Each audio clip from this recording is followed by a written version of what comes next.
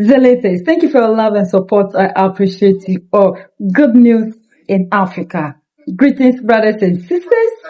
History was just made on African soil, and the mainstream media is trying to play it down.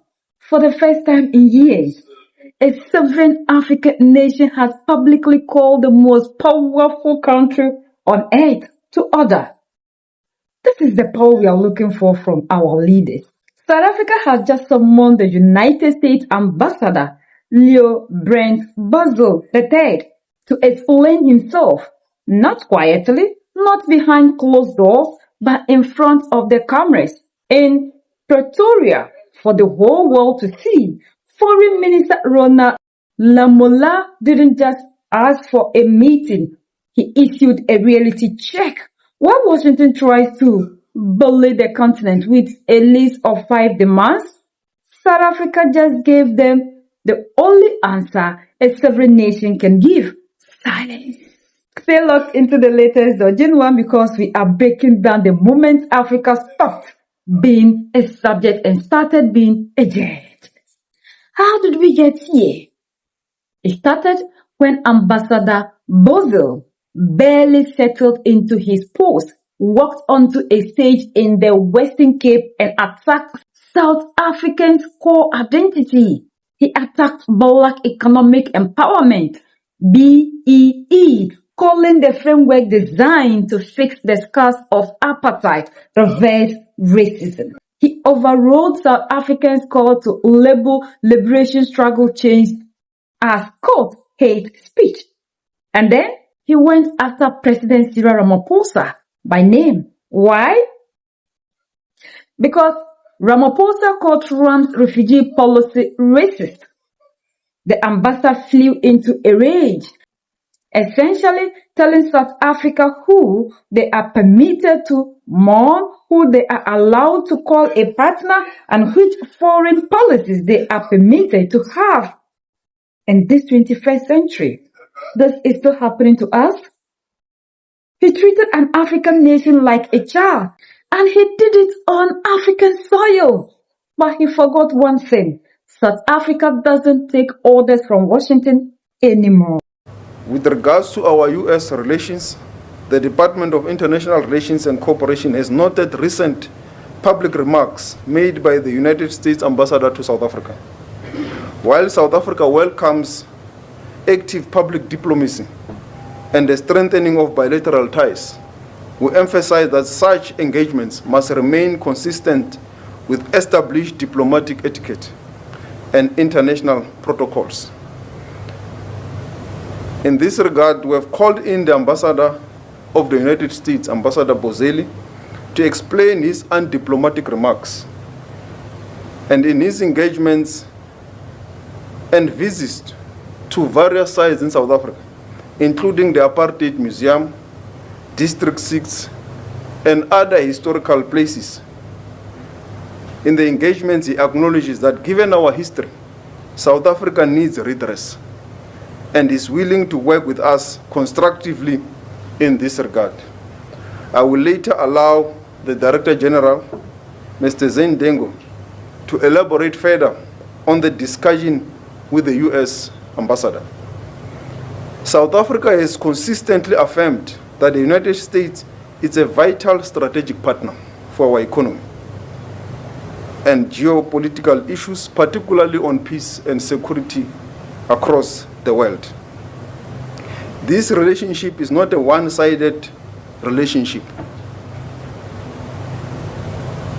South African companies maintain a significant investment in the United States, proportionate to our economy. It will not be possible for us to have the same size of investment to the US, given our economy size compared to the United States. But we have got some presence there, including in sectors such as energy and chemicals. Sasol is one of our leading companies invested in the USA. But there are also other South African companies that are there. And South Africa remains a leading supplier of critical minerals to the US. we continue to emphasize that critical minerals, there must be value addition in South Africa and in the African continent. And this is a partnership we look forward to continue to build with the United States. We reiterate that broad-based black economic empowerment is not reverse racism, as regrettably insinuated by the ambassador. It is a fundamental instrument designed to address the structural imbalances of South Africa's unique history. It is a constitutional imperative that the South African government can and will never abandon. Approximately 500 US companies currently operate in South Africa, employing over 250,000 people. These firms operate in full compliance with our domestic laws, including assisting us to address historical injustice through legislated BEE equivalent programs. This is a mutually beneficial relationship. The bilateral trade between the two countries can grow, but we should not behave as if South Africa's contribution is inconsequential to this relationship. South Africa has been one of the largest importers of American products on the continent. The bilateral trade between the two countries is valued at $15 billion from our side. We view these requirements as a form of localization, a standard economic tool used globally to foster domestic growth. While our policies possess specific features to address historical injustice, they are aligned with international investment practices. Even in the US, they do have localization, given their unique environment. As we cannot tell President Trump how to deal with localization in the US, he also can't tell us how to deal with our domestic issues of sovereignty. South Africa remains committed to the rule of law. The Expropriation Act number 13 of 2024 is not intended to undermine property rights. Expropriation without compensation is a measure of last resort, or expropriation with nil compensation, subject to rigorous procedural safeguards and strictly limited to the 5 specific conditions outlined in Section 13 of the Act. These safeguards ensure that land reform is conducted in a manner that is just, equitable, and sustainable. On the question of rural safety, it's not a phenomenon limited only to white people. It affects all South Africans, black, white, colored, and Indians. As you remember, when we were in the White House, the president did state that this is not an intention to persecute white people in South Africa. Everyone is affected by the high level of crime in our country, and we have to respond to that. But we have also responded to the issue of rural safety. And in this regard, our South African police had a meeting with the American embassy in 2025, early 2025, to give them the report on our priority with regards to rural safety. Fully fledged report of what we're doing, what are the budgets, and who is involved. And some of the stakeholders have also participated in this process. As a sovereign state and a significant middle power, South Africa's foreign policy is anchored in our constitutional commitment to multilateralism and the peaceful settlement of disputes. South Africa's non-alignment does not entail a preference for any geopolitical bloc. Rather, it represents our ability to engage all international partners and take positions on a case-by-case basis, guided by our human rights outlook and international law. We remain steadfast in our resistance to being drawn into great power constellations, prioritizing instead a global governance system that is fair and inclusive. Thank you very much. And on the issues of the 5 demands that has been raised, it is, as the DG has said, has come through the negotiations on trade. We have stated our position that the issues of trade and these demands should be separated, so that Department of Trade and the DTIC and their counterparts in Washington, the ATR office, can focus and deal with the issues related to trade, tariffs, and so forth. And DERCO, with our counterparts, we can deal with the 5 demands, because these 5 demands, as you are aware, were also some of them raised during the White House meeting. And some of them, we've seen them through the Truth Social posts and various social media platforms. And we read them to be meaning it is those demands. And we have reiterated our position. And as I've said here, with regards to BEE, it's a constitutional imperative. It is a sovereign domestic issue that South Africans are handling through their own processes of legislation and our own domestic platforms. The Expropriation Act, I've explained what it does. We are also handling it in our own domestic platforms.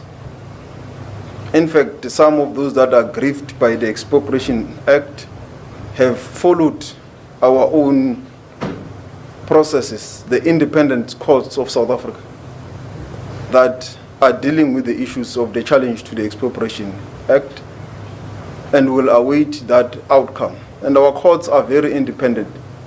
There has never been a doubt from internally and also from any international platforms to deal with this matter or any other matter that ends up in our courts. With regards to the engagements I've had, Here is the part the US doesn't want you to hear. For 12 months, the Trump administration has been running a pressure campaign against Pretoria. They handed South Africa a list of 5 demands. They told them to scrap their land reform laws, dismantle their economic justice frameworks, and most importantly, drop the genocide case against Israel at the IGC and exit BRICS. Can you imagine that? What was South Africa's response? For 1 year, they have given 0 formal replies. The ambassador admitted it himself. The now response is becoming a statement. He's right. It says, we read your list and it is beneath a response. South Africa has done the math. They have decided that bending to Washington costs more than resisting it. They are standing with China, Russia, and India, and Iran in BRICS, and they are not looking back. And they are not looking back. The ceremony of this ambassador was not a cry for help. It was a confident assertion of sovereignty. When South Africa makes the US ambassador sit and answer questions on camera, it gives permission to every other African government to do the same. The African Union is watching, doing nothing when people come into the continent to even tell us what we should be doing, what we eat, what we drink, and you find the same African Union chasing after the size of a mouth, chasing after declaring slavery to be a crime, as if this is a time that they are now realizing that slavery is a crime. Why was slavery even abolished in the first place if it wasn't recognized that it was a crime against humanity? Look at how somebody walked into the continent to decide what we should do, giving us orders, deciding what we eat, who we work with, and what we don't have to do. And instead of this same African Union and these leaders in this organization to rise up to fight for the total liberation and kick against those things, we find this organization silent and only active where we don't want it to work.